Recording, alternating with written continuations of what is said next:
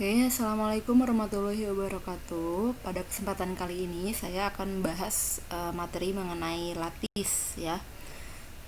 Setelah sebelumnya kita membahas poset, nah sekarang kita bahas lattice. Apa saja yang akan dibahas? Kita lihat slide berikutnya.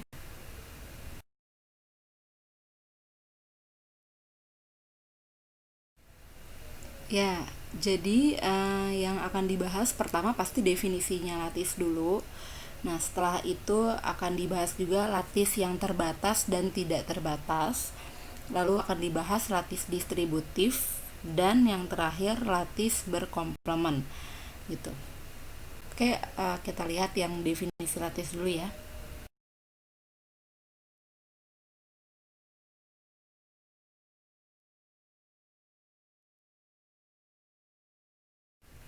Oke, jadi salah satu jenis poset yang paling penting itu adalah lattice. Nah, lattice itu apa?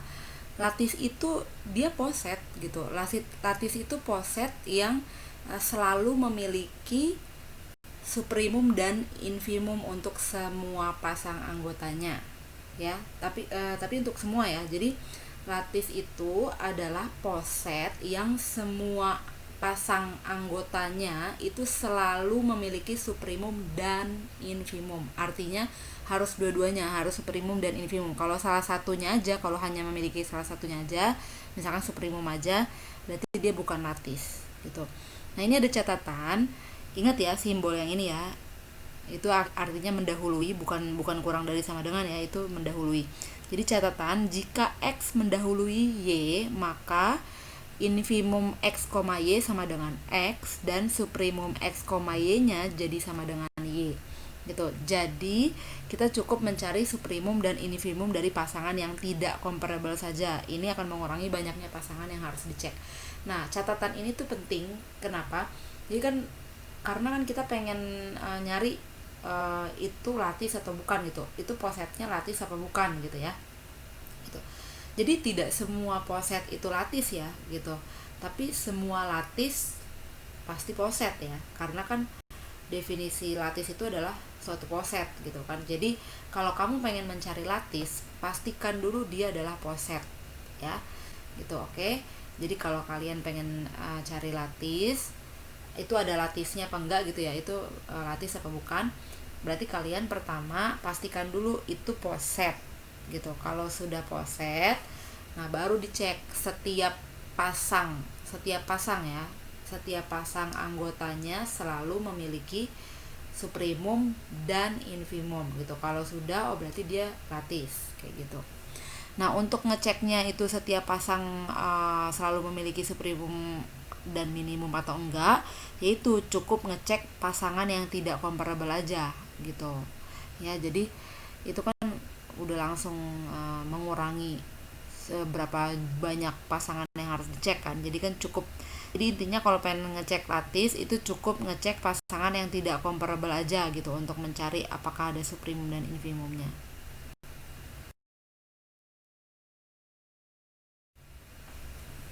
Oke, kita langsung ke contohnya. Ini akan diberikan dua buah contoh ya. Contoh yang pertama yaitu yang A. Apakah poset di bawah ini adalah lattice? Nah, perhatikan juga pertanyaannya ya. Jadi kalau pertanyaan terkait lattice, itu kalian harus pastikan kalau di pertanyaannya itu sudah dibilang kalau dia itu poset gitu.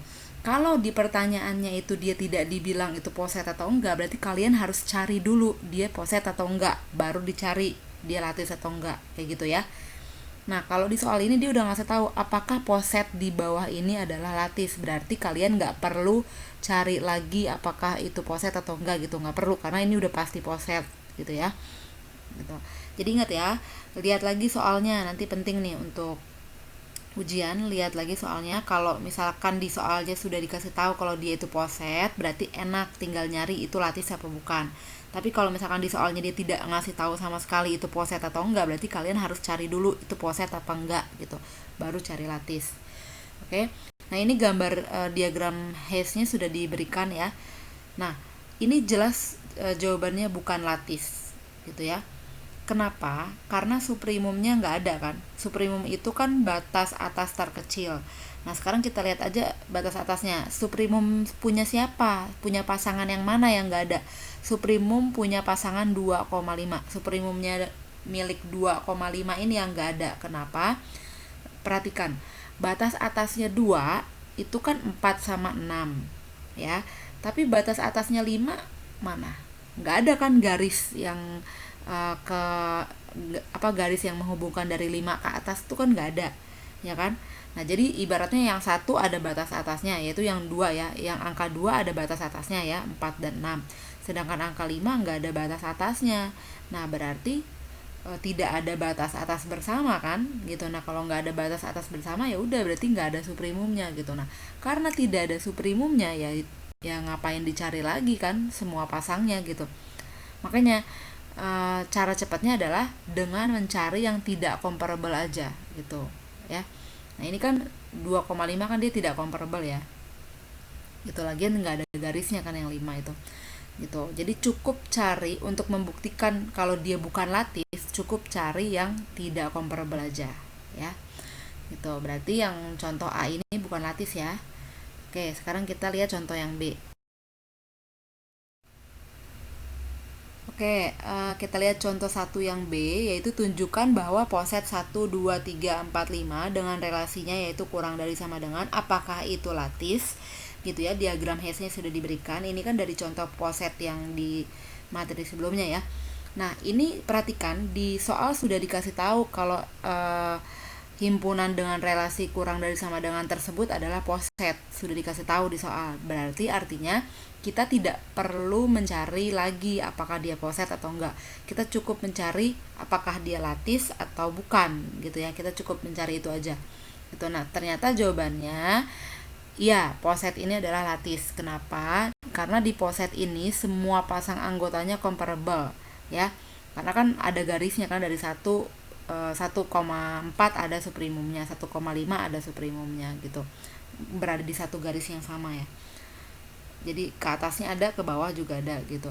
Nah, maka karena semua pasang anggotanya comparable, maka setiap pasang anggotanya selalu memiliki supremum dan infimum gitu. Sudah pasti kalau anggotanya itu semuanya comparable, pasti dia memiliki supremum dan infimum. Sehingga poset tersebut adalah latis.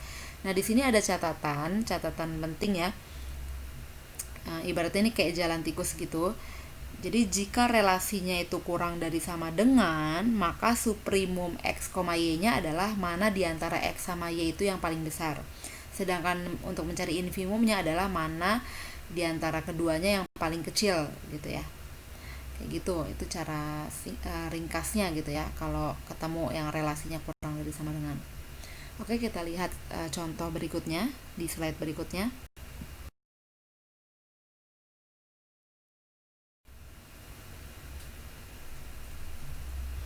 Oke, contoh yang kedua yaitu tunjukkan bahwa poset power set dari A, B, C dengan relasinya itu subset.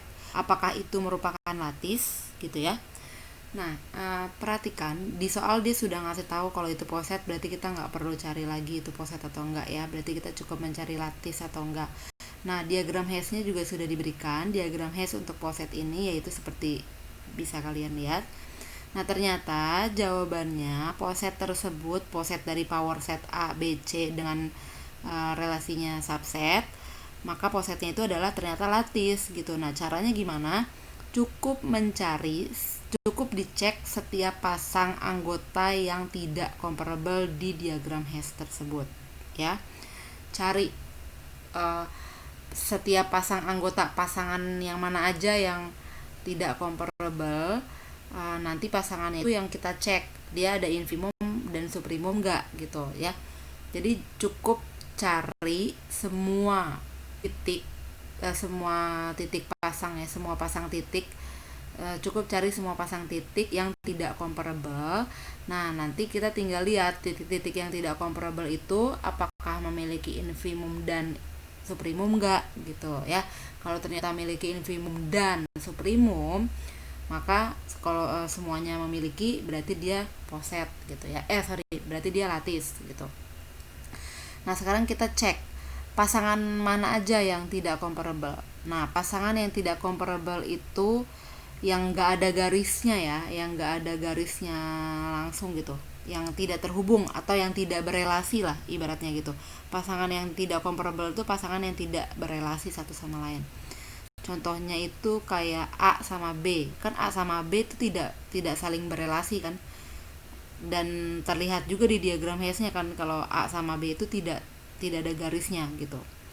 A sama B, terus A sama C juga nggak ada garisnya ya. Terus A sama BC ya. Pasangan A sama B, C gitu ya. Itu kan nggak ada garis langsung kan, nggak ini kan, nggak comparable juga kan, maksudnya nggak ada relasinya kan. A kan bukan subset dari B, C kan gitu. A kan juga bukan subset dari B, A bukan subset dari C ya kan, A bukan subset dari B, C juga gitu. Terus apalagi, B bukan subset dari C, B bukan subset dari A, C ya. Terus C juga bukan subset dari A, B kan. Jadi cari aja yang bukan subset gitu. Nah, berarti itu kan tidak comparable dalam hal ini ya, dalam hal power set ini ya gitu. Nah, ternyata ada 9 pasang titik yang tidak comparable gitu ya. Di sini setelah kita cek semua. Nah, terus abis itu kita cek nih ada infimum dan suprimumnya enggak. Contoh nih yang pertama, yang nomor 1.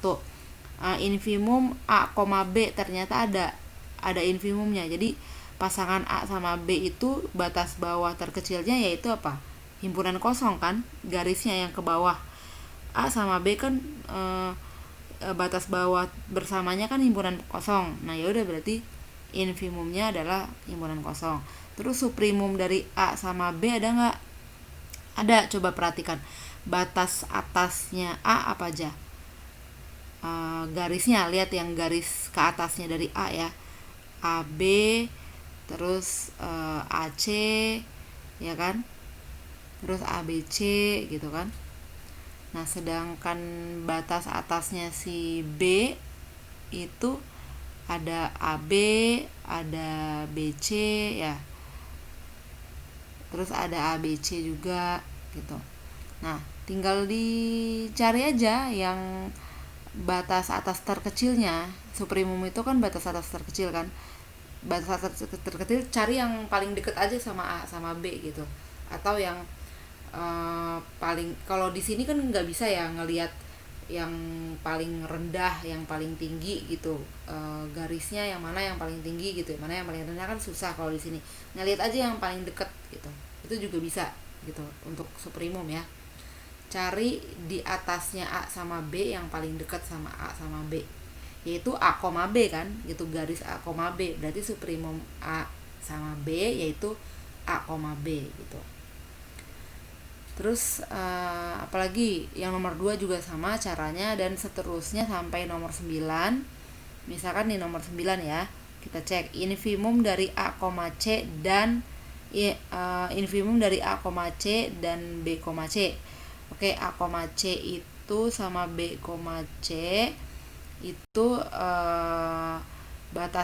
batas bawah bersamanya adalah C kan gitu kan, yang paling dekat sama A, C dan BC kan si C gitu kan, yang dari bawah gitu. Ya udah berarti infimumnya C. Terus suprimum A, C dan B, C apa? Yang paling dekat sama A, C dan B, C dari atas apa? A, B, C kan. Ya udah berarti suprimum dari A, C dan BC adalah A, B, C gitu. Sehingga ketika sudah dilihat semuanya ternyata punya infimum dan suprimum, maka poset itu adalah latis.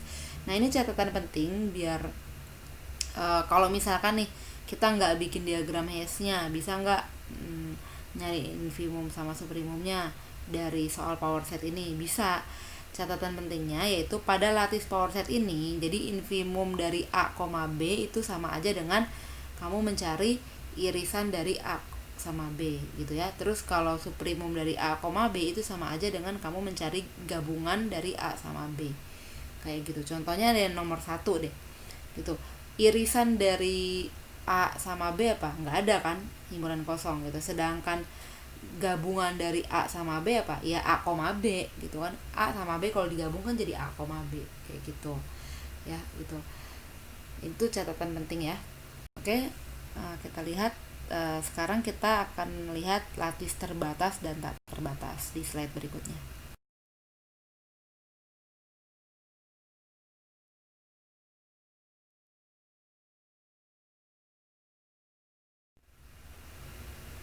Oke, selanjutnya kita akan bahas apa yang dimaksud dengan lattice terbatas. Lattice terbatas, suatu lattice dikatakan terbatas jika ia memiliki anggota yang maksimum dan juga memiliki anggota yang minimum gitu ya. Nah, anggota maksimum itu dituliskannya I atau simbolnya I, sedangkan anggota yang minimum dituliskannya O gitu ya.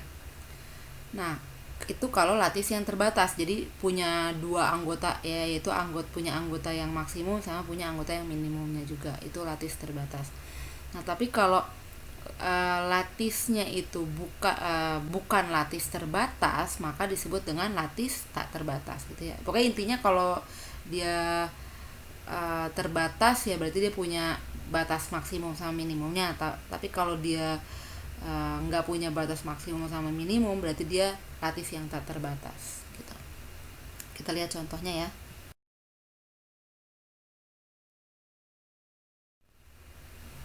Nah, di contoh 3 ini saya akan berikan contoh 3A, contoh 3B, dan contoh 3C ya. Sekarang kita ke contoh 3A dulu. Apakah lattice R bilangan real dengan relasinya kurang dari sama dengan apakah disebut lattice terbatas gitu ya. Nah, ini penting untuk bilang dia lattice terbatas atau enggak, dia harus lattice dulu gitu ya. Jadi kamu harus buktikan kalau dia lattice dulu, nanti kalau sudah lattice baru kamu cek dia lattice terbatas atau enggak gitu. Kayak gini, apakah lattice himpunan bilangan real dengan relasi kurang dari sama dengan itu merupakan lattice terbatas? Jawabannya tidak ya. Kenapa? Ingat bilangan real ya. Bilangan real itu dia kan nggak punya batas maksimum dan minimumnya berapa kan? Karena bilangan real itu luas gitu. Jadi karena ia tidak punya maksimum dan tidak punya minimumnya, maka bilangan real dengan relasi kurang dari sama dengan itu menjadi lattice yang tak terbatas gitu. Nah, untuk contoh 3B bisa kita lihat ya. Di sini contoh 3B. Apakah lattice dengan power set A, B, C dengan relasinya yaitu subset apakah merupakan lattice terbatas gitu ya. Nah, jawabannya iya, karena power set itu kan power set dari A, B, C deh. Isinya apa aja? Anggota himpunannya. Himpunan kosong, A itu sendiri, B itu sendiri, C itu sendiri, sama apa? A, B, terus B, C, terus A, C gitu kan. Nah, sama yang tertingginya apa?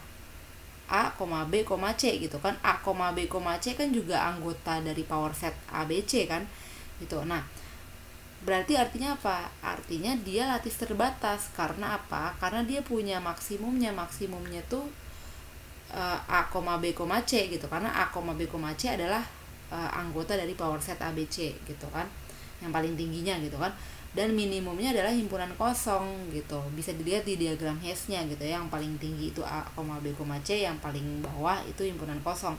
Berarti kan dia punya maksimum sama minimum. Berarti artinya lattice-nya terbatas gitu. Nah, sekarang kita lihat yang contoh 3C. Oke, kita lihat yang contoh 3C, yaitu tunjukkan bahwa lattice interval dari 1 sampai 2 dengan relasinya kurang dari sama dengan apakah dia memiliki tak terhingga banyaknya anggota dan apakah dia merupakan lattice terbatas. Ternyata jawabannya iya. Interval ini apalagi nggak dikasih tahu di sini kan, ini bilangannya bilangan bulat kah atau bilangan real kah gitu kan, karena nggak dikasih tahu, dia cuma bentuknya interval aja dari 1 sampai 2 ya, jelas memiliki tak terhingga banyaknya anggota ya. Contohnya aja gini, 1 terus habis itu 1,01 1,001 1,0001 dan seterusnya, itu kan masih masuk ke dalam interval dari 1 sampai 2 kan gitu. Nah, berarti kan anggotanya banyak gitu. anggota di dalam interval itu banyak, dan kita nggak tahu sampai kapan, bisa aja setengah juga masuk ke situ kan.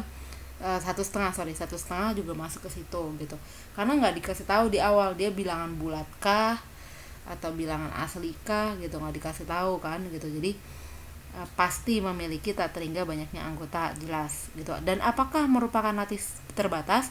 Iya, merupakan lattice terbatas. Kenapa? Karena dia udah ngasih tahu di awal gitu, kalau lattice ini itu adalah interval dari 1 sampai 2, berarti kan ada batasnya kan.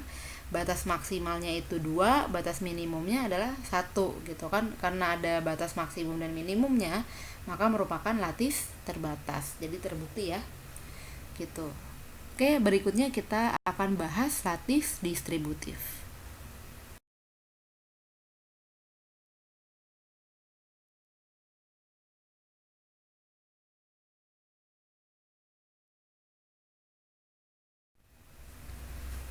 Nah, sebelum ke lattice distributif dan lattice berkomplemen, kita wajib mempelajari notasi join dan meet.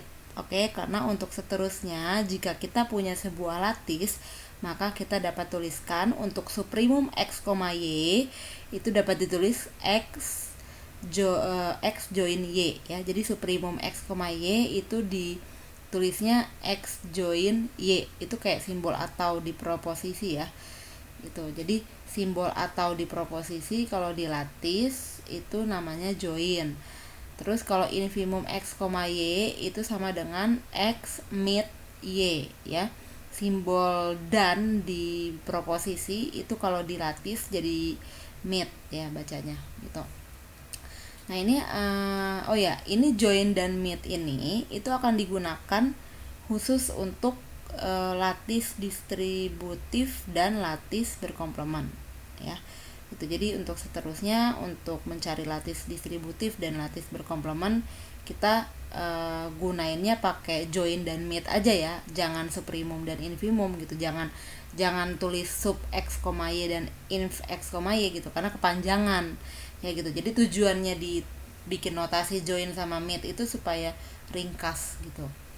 Nah, catatan ya, ada catatan. Jadi asal usul dari notasi penulisan ini adalah berawal dari lattice power set yang udah dipelajari sebelumnya. Nah, kan kalau di lattice power set itu kan supremumnya itu kan adalah gabungan kan, sedangkan infimumnya itu kan untuk mencari infimum kan sama aja kayak mencari irisannya gitu kan. Nah, karena untuk mencari supremum sama aja dengan mencari gabungan, maka simbolnya itu ngikutin simbol gabungan gitu, kayak gini. Nah, sedangkan cara mencari infimum itu kan sama aja kayak cara mencari irisan kan. Nah, berarti simbol infimum itu munculnya dari simbol irisan itu gitu ya. Jadi ingat ya, supremum x, y itu dibacanya jadi x join y, simbolnya seperti simbol gabungan ya. Sedangkan infimum x, y itu sama dengan x meet y, simbolnya seperti simbol irisan gitu ya. Ini seperti simbol dan ya kalau di proposisi. Meet itu seperti simbol dan di proposisi, sedangkan join itu seperti simbol atau di proposisi. Oke, kita lihat contohnya.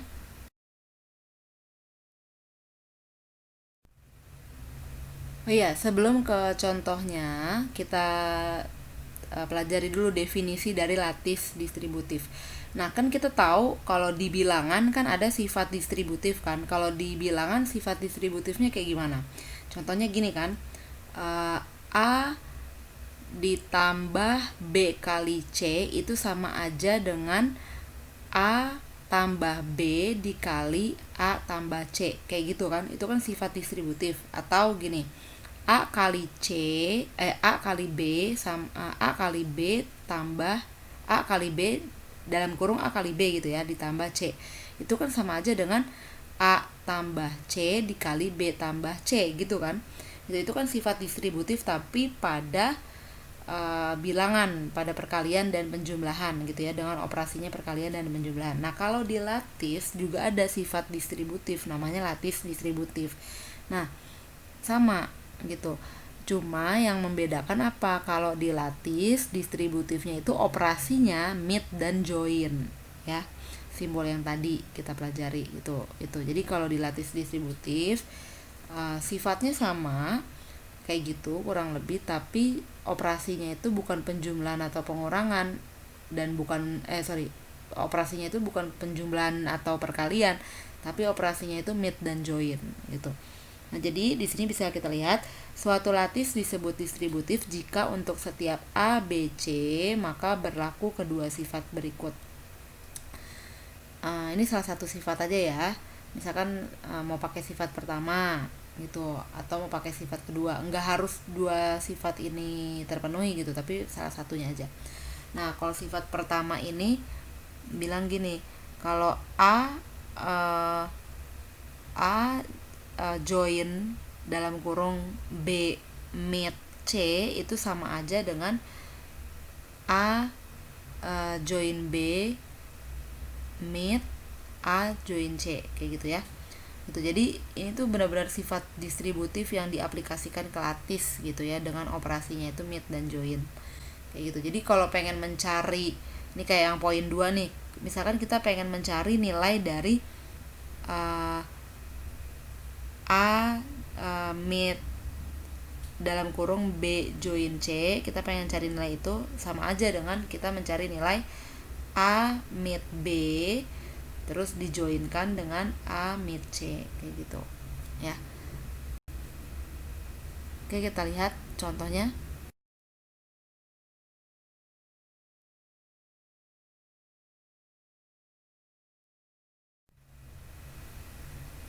Oke, ini ada contoh 4, yaitu untuk contoh distributif ya, lattice distributif. Jadi pertanyaannya gini, apakah lattice 1, 2, 3, 4, 12 dengan relasi habis membagi itu merupakan lattice distributif atau enggak gitu ya. Dengan diagram Hess-nya sudah diberikan seperti berikut gitu. Nah, ternyata jawabannya lattice tersebut tidak bersifat distributif gitu ya. Kenapa? Jadi gini, tadi kan sifat distributif itu ada dua ya, yang mau pakai cara pertama atau cara kedua sama aja. Nah, kalau di sini saya pakai cara yang pertama aja ya. Jadi kita lihat ini sifat distributifnya nih yang warna biru-biru ini. Itu sifat distributifnya ada sisi sebelah kiri sama sisi sebelah kanan kan. Ya. Jadi kalau yang sisi sebelah kiri itu yang A supremum dalam kurung B infimum C itu hasilnya nanti akan sama dengan A supremum B lalu diinfimumkan dengan A supremum C gitu ya. Itu di sini supremum itu supremum itu join, infimum itu meet ya. Itu gambar yang simbolnya kayak gitu. Nah, itu jadi kita perhatikan itu kan kita punya sifat distributifnya ini ya, yang warna biru ini ya gitu. Nah, kita tuh kalau kita pengen bilang lattice itu apakah dia punya sifat distributif atau enggak, kita harus buktikan sifat yang sebelah kiri itu nanti hasilnya harus sama dengan sifat yang sebelah kanan angkanya gitu ya. Kalau tidak sama berarti dia tidak memiliki sifat distributif. Nah, ternyata jawabannya adalah lattice ini tidak bersifat distributif. Kenapa? Karena jawaban yang sisi sebelah kiri itu tidak sama dengan jawaban sisi sebelah kanan ya, karena jawaban yang sisi sebelah kiri itu sama dengan 2, sedangkan yang sisi sebelah kanan itu 4 gitu kan. Kan 2 tidak sama dengan 4 gitu kan. Jadi lattice ini tidak bersifat distributif. Nah, kenapa kok bisa 2 jawabannya? Gini, ini sebenarnya semua angka yang di sini kalian cari aja satu-satu gitu, tapi kalau biar cepatnya gitu ya, kalau untuk membuktikan dia tuh lattice distributif atau enggak, kalau saya biasanya saya lihat cari yang tidak comparable gitu ya. Cari yang tidak comparable. Nah, angka berapa? Misalkan angka 2 sama 3. Angka 2 sama 3 kan gak ada garisnya langsung kan. Gitu. Berarti saya misalkan A-nya sama dengan 2, terus B-nya sama dengan 3. Nah, berarti kan tinggal nyari si angka C-nya kan biar bisa pakai sifat distributif. Karena sifat distributif itu kan dia pakai 3 variabel kan, A, B, C gitu ya. Nah, C-nya tuh terserah kalian. Misalkan kalau di sini saya C-nya 4 gitu ya. Ya udah berarti misalkan A-nya sama dengan 2, B-nya sama dengan 3, C-nya sama dengan 4. Nah, pada sisi yang sebelah kiri kita pengen buktikan kita pengen pakai sisi yang sebelah kiri dulu ya gitu. Yang sebelah kiri itu kan berarti 2 disuprimumkan dengan dalam kurung 3 infimum 4 gitu kan. Nah, ini kalau kayak gini yang pertama kali kalian kerjakan adalah yang di dalam kurung dulu gitu ya. Karena yang di dalam kurung itu kan 3 infimum 4 gitu. Berarti sekarang kita lihat ini cara cepatnya gini. 3 infimum 4 berarti 3 sama 4 pertama kali ketemu di bawah itu di angka 1 kan gitu. Berarti infimum dari 3,4 adalah 1. Nah, tinggal 2 disuprimumkan dengan 1 gitu kan. 2 suprimum 1 berarti artinya 2 pertama kali bertemu dengan 1 itu di angka berapa? Angka 2 kan gitu. Karena suprimum dari 1 batas atasnya 1 kan 2 sama 3 sama 4 sama 12. Sedangkan batas atasnya 1 kan 1, 2, 3, 4, 12. Sedangkan batas atasnya 2, 2, 4, 12 kan. Nah, berarti batas atas bersamanya kan 2 gitu kan. Berarti 2 suprimum dengan 1 adalah 2. Nah, berarti hasilnya yang sisi sebelah kiri kan 2. Nah, sekarang kita lihat yang sisi sebelah kanan. Sisi sebelah kanan itu apa? 2 dalam kurung 2 suprimum 3, lalu habis itu nanti hasilnya diinfimumkan dengan dalam kurung 2 suprimum 4 gitu ya. Nah, kita yang 2 suprimum 3 dulu. 2 sama 3 pertama kali ketemu di atas tuh di angka berapa? Di angka 12 kan. 2 sama titik 3 pertama kali ketemu di angka 12. Berarti suprimum 2,3 adalah 12. Nah, terus kita lihat suprimum 2 sama 4. 2 sama 4 pertama kali ketemu dari atas pertama kali ketemu di 4 kan gitu. 2 suprimum dari batas atasnya 2 kan 2, 4, 12. Sedangkan batas atasnya 4 kan 4, 12. Berarti kan pertama kali berarti batas atas bersamanya dari 2 sama 4 kan 4 kan gitu. Ya udah, berarti terakhirnya apa? Terakhirnya berarti 12 diinfimumkan dengan 4 gitu.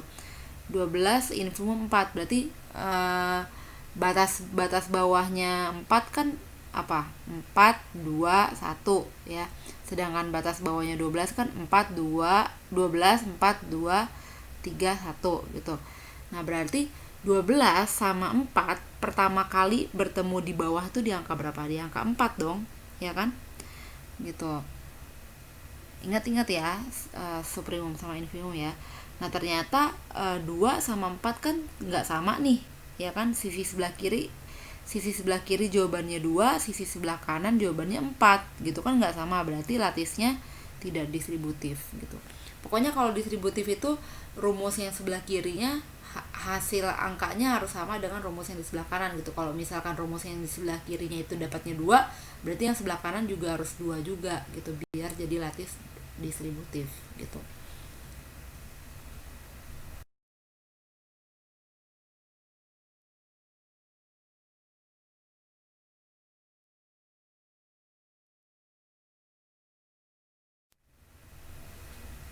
Oke, berikutnya kita ke lattis berkomplemen. Jadi suatu lattis memiliki komplemen jika, jadi gini, saya punya suatu lattis, misalkan anggota lattisnya itu X gitu ya. Nah, maka saya akan bilang angka si X ini dia memiliki komplemen jika memenuhi dua syarat ini, yaitu ketika X disuprimumkan dengan komplemennya, maka hasilnya harus menjadi anggota yang paling maksimum gitu ya. Sedangkan ketika X diinfimumkan dengan komplemennya, maka hasilnya harus sama dengan anggota yang paling minimum gitu ya. Anggota yang paling maksimum kan itu si I, sedangkan anggota yang paling minimum itu si O gitu. Jadi intinya gitu. Jadi harus memenuhi dua syarat itu ya. Jadi kalau misalkan suatu angka dibilang memiliki suatu angka yang merupakan anggota lattis dibilang memiliki komplemen jika memenuhi dua syarat ini gitu, yaitu ketika disuprimumkan dengan komplemennya maka hasilnya adalah I, sedangkan ketika diinfimumkan dengan komplemennya maka hasilnya adalah O atau anggota yang paling minimum gitu.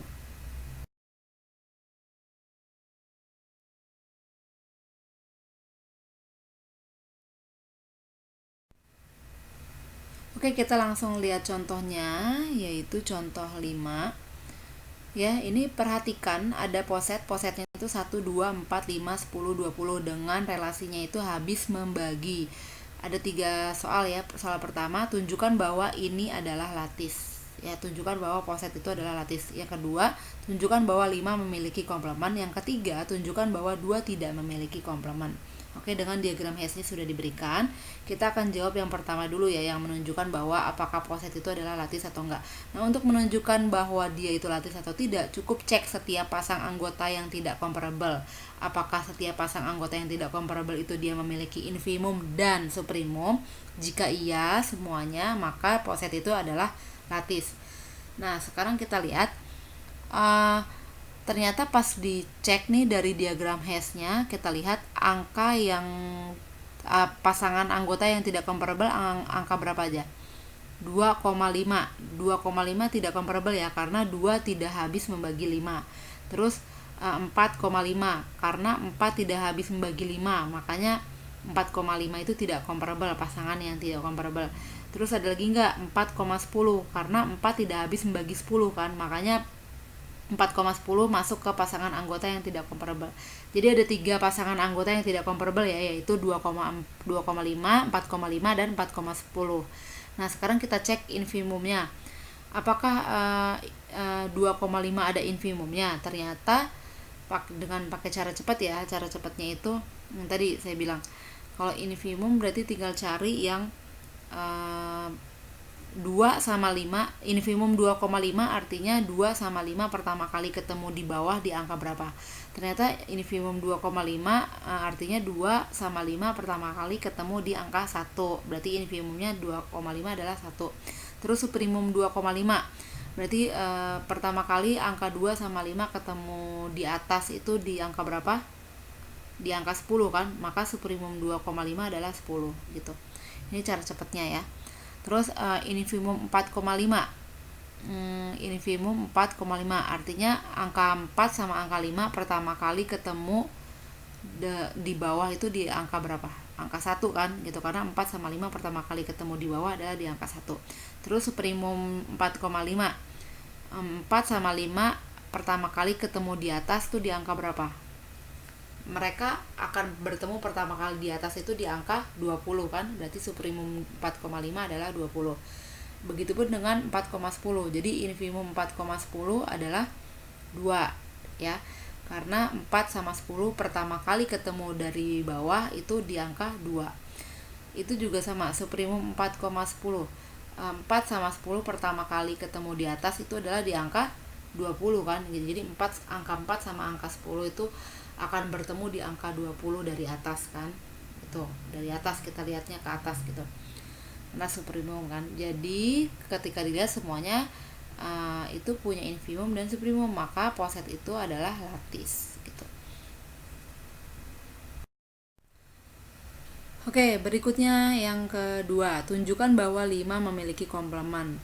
Nah, untuk menunjukkan bahwa 5 memiliki komplemen, berarti kita harus menunjukkan 2 syarat itu berlaku. Syarat pertama, 5 ketika disupremumkan dengan komplemennya, itu hasilnya harus anggota maksimum. Sedangkan 5 ketika diinfimumkan dengan komplemennya, itu hasilnya harus merupakan anggota yang paling minimum.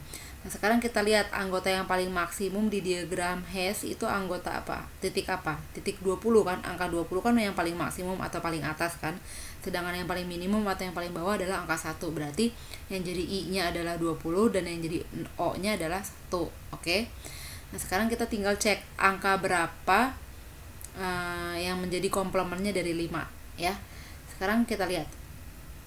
5 itu disupremumkan dengan angka berapa supaya hasilnya itu sama dengan 20, dan 5 diinfimumkan dengan angka berapa supaya hasilnya itu sama dengan 1.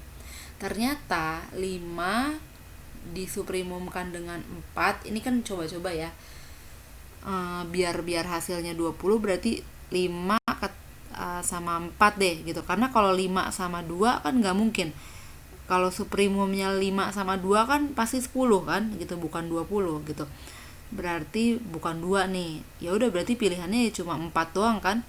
Karena supremum dari 5,4 adalah 20 kan gitu. Oh ternyata berarti angka 4. Tapi jangan senang dulu, lihat dulu infimumnya.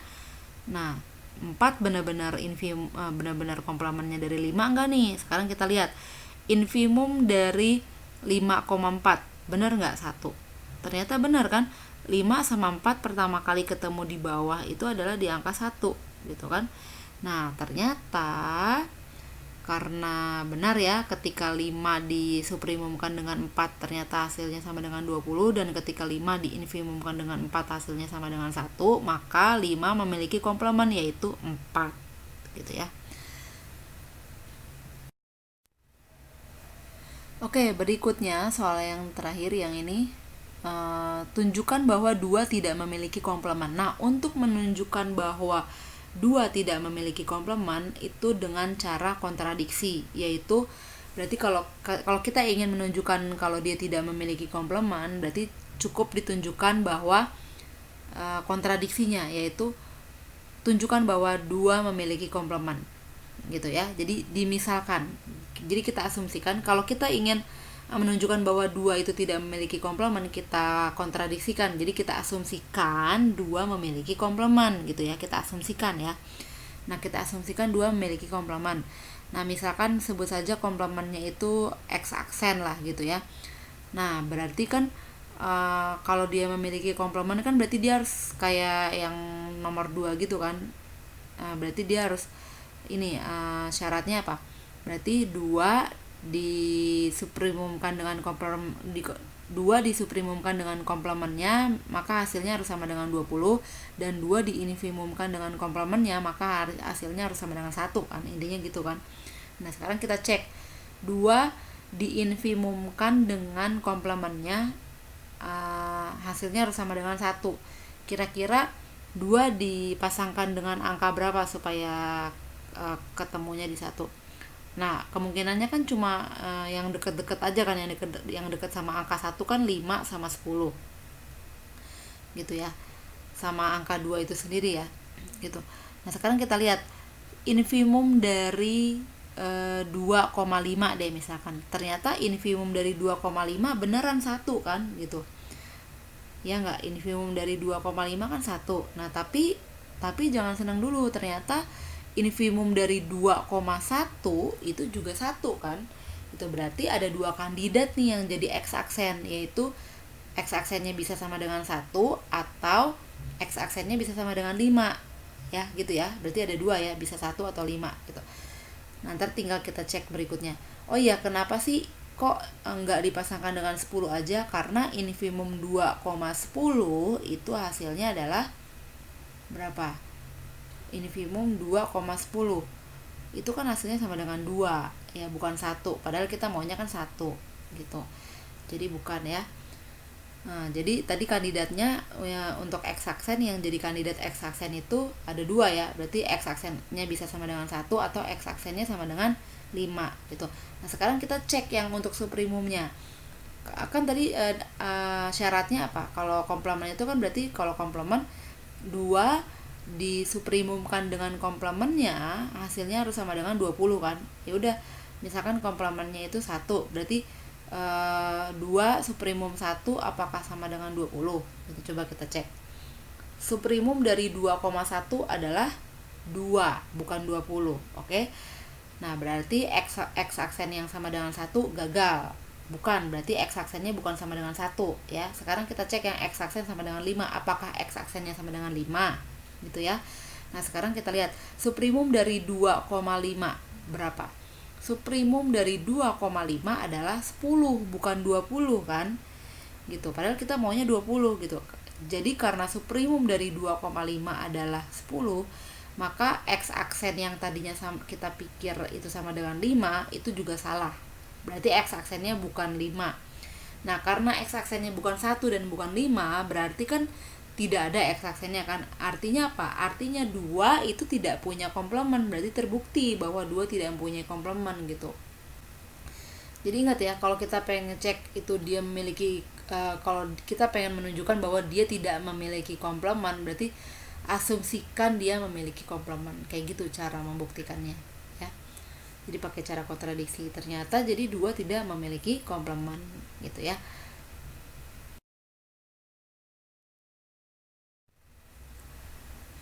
Oke, contoh berikutnya ini yang terakhir ya. Perhatikan latih 1, 2, 3, 4, 12 dengan relasinya habis membagi.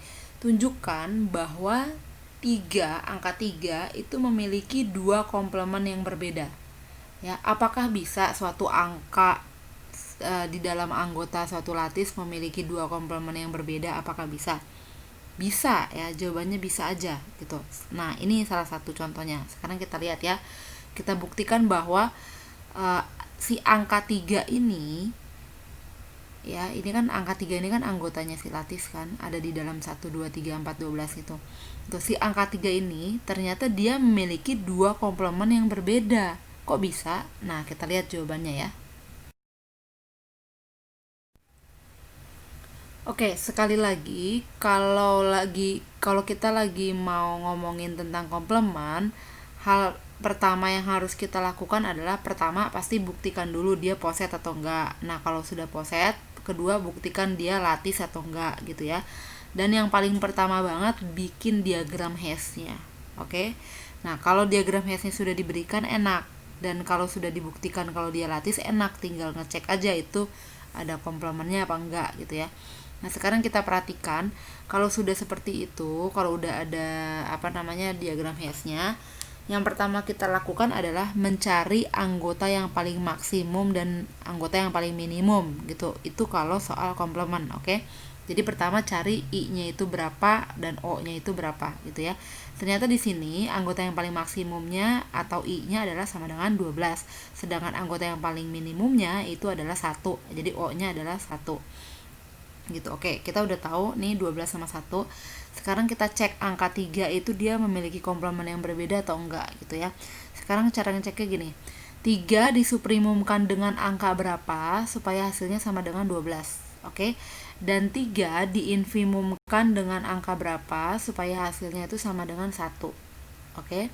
Sekarang kita perhatikan di sini kalau kalian lihat diagram hash-nya, 3 kalau kita pasangkan dengan angka 4 ya, itu suprimumnya berapa? 3, suprimum dari 3,4. Suprimum dari 3,4, 3 sama 4 bertemu pertama kali dari atas itu di angka 12 kan.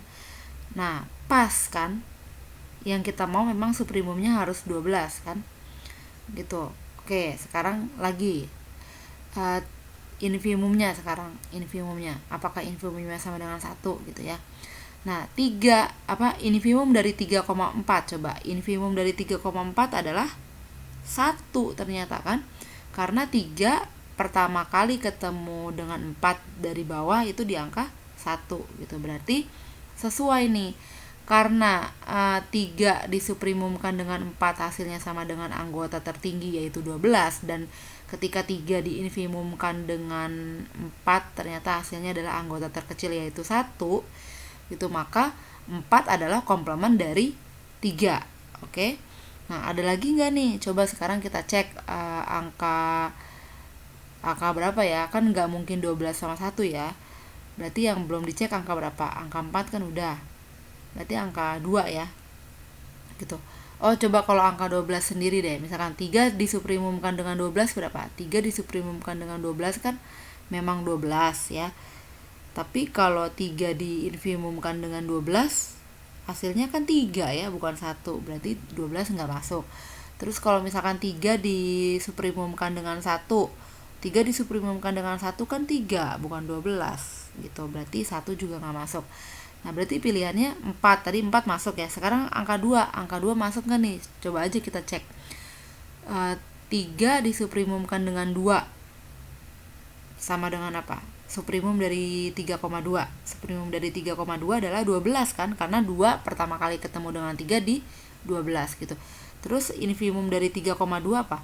1, karena 3 pertama kali ketemu dengan 2 di bawah itu di angka 1 kan gitu. Jadi dapat disimpulkan bahwa komplement dari 3 juga adalah 2 gitu ya. Jadi ada 2 kan? Berarti angka 3 memang benar memiliki dua komplement yang berbeda, yaitu komplementnya 4 dan 2 gitu ya. Jadi lattice 3 itu punya dua komplemen, yaitu 2 dan 4. Oke. Oke, sekian presentasi dari saya pada kesempatan kali ini mengenai lattice. Wassalamualaikum warahmatullahi wabarakatuh.